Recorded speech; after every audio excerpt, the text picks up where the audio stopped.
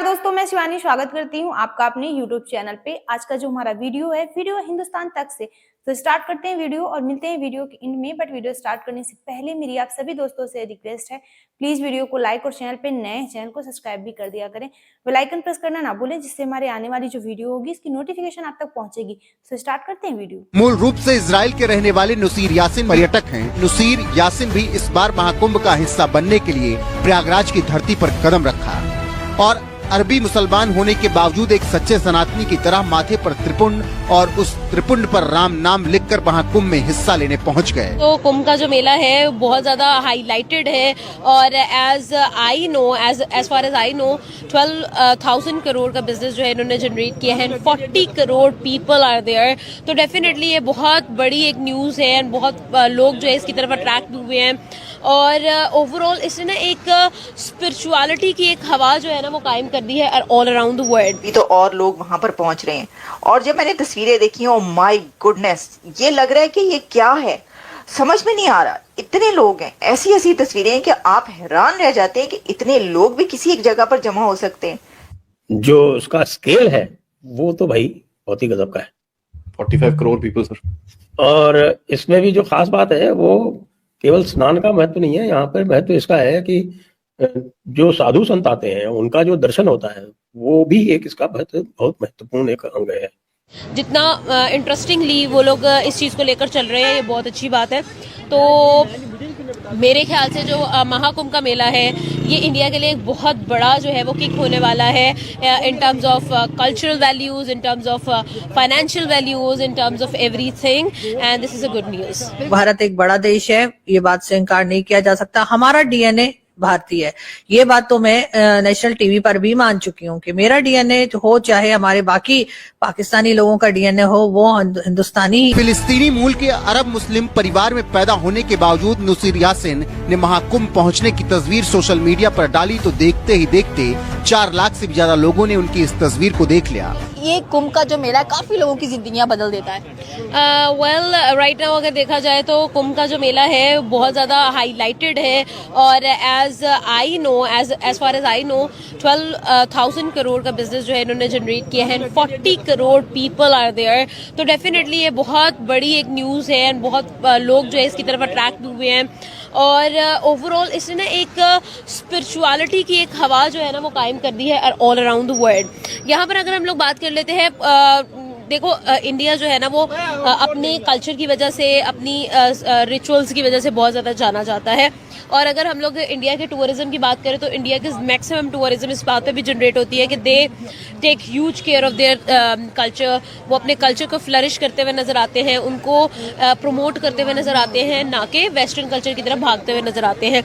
And that is something जो कि India को यूनिक बनाती है, उनको जो है ना वो डिफरेंट बनाती है। तो मैं ये कहूँगी कि राइट नाउ जितना इंटरेस्टिंगली वो लोग इस चीज़ को लेकर चल रहे हैं ये बहुत अच्छी बात है।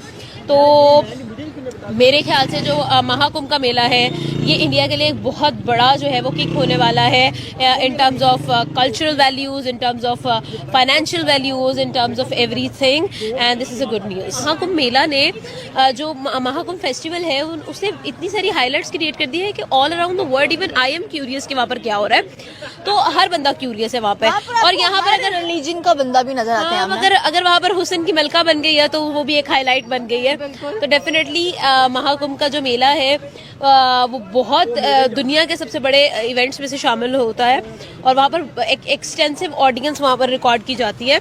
तो यहाँ पर डेफिनेटली ये सब कुछ होगा और हमें नजर आएगा कि किस तरह से जो है ये चीज़ फ्लरिश करेगी और all around the world people would attract to it. बिल्कुल आमना, आपकी बात सही है। इतना प्रॉफिट, इतना बजट इस पर लगाया गया, इतना बड़ा एक कह लें कि जो मेला अरेंज किया गया और यहाँ पर आपको हर पर्सनालिटी भी नजर आई है। मतलब ये कनेक्टिविटी है, लोगों की जो कनेक्शंस यहाँ पर नजर आए हैं बहुत अच्छे हैं। मतलब हर रिलीजन से लोग बिलोंग करते हैं, चाहे आप मुस्लिम्स हैं, आप क्रिश्चियंस हैं, वट एवर यू आर, आप उसको विजिट करने लाजमी जाते हो। हाँ, डेफिनेटली हम लोग उनको विजिट करने जरूर जाते हैं और वहाँ पर हम लोग जरूर इसको जो है वो डिस्कस भी करते हैं एंड एवरीथिंग हैपन जरा से सेम एज इट इज।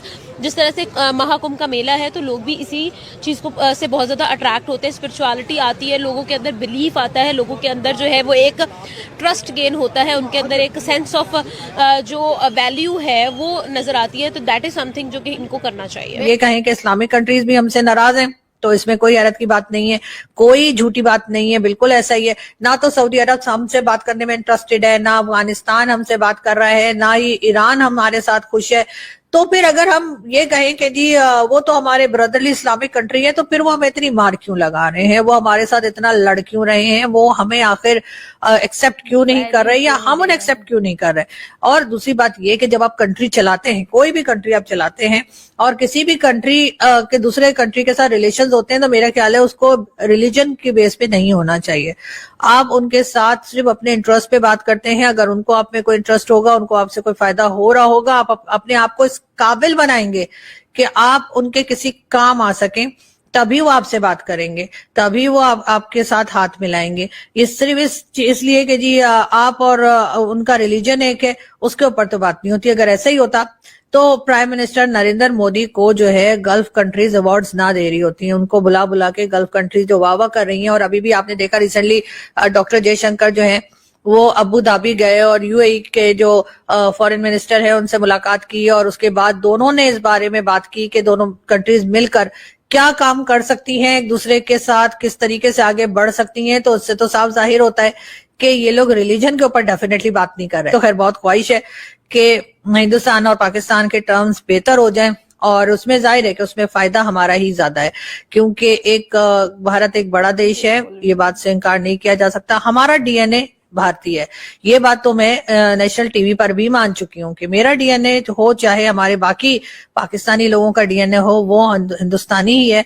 और हमसे गलतियां हुई हैं, हम मानते हैं। कश्मीर को लेकर हमसे बहुत सारी गलतियां हुई हैं, बहुत सी चीजों में हमें जो कुछ नहीं करना चाहिए था हमने वो किया है।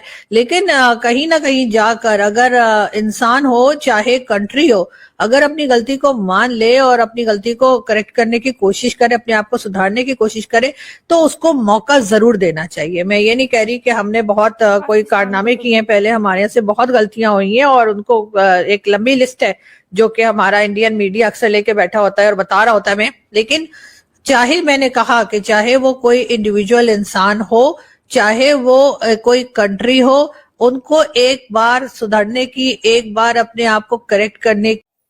सो फ्रेंड, ये थे आज की वीडियो। फ्रेंड्स, नुसीर यासिन, जिसको आप में से काफी लोग जानते होंगे, और जो लोग नहीं जानते उन्हें हम बता दें कि ये अरब के मुसलमान हैं और ब्लॉगिंग करते हैं, और ये आए हुए हैं महाकुंभ। और आप लोगों ने देखा होगा कि उन्होंने अपने मस्तक पे राम राम लिखवाया हुआ है, और वो व्लॉगिंग में अपने अरब भाइयों को दिखा रहे हैं कि महाकुंभ का जो माहौल है, कितना अच्छा माहौल है यहाँ का, और जो सारी चीजें महाकुंभ की हैं वो सारी चीजें अपनी व्लॉगिंग में दिखा रहे हैं। यानी कि अरब से मुसलमान, जो अरब का जो मुसलमान है वो महाकुंभ आए हैं, और उनको यहाँ करके कन्वर्ट होने का कोई डर नहीं है कि आप महाकुंभ में आ गए तो आप मुस्लिम से हिंदू हो जाएंगे। हमारी संस्कृति का सम्मान कर रहे हैं।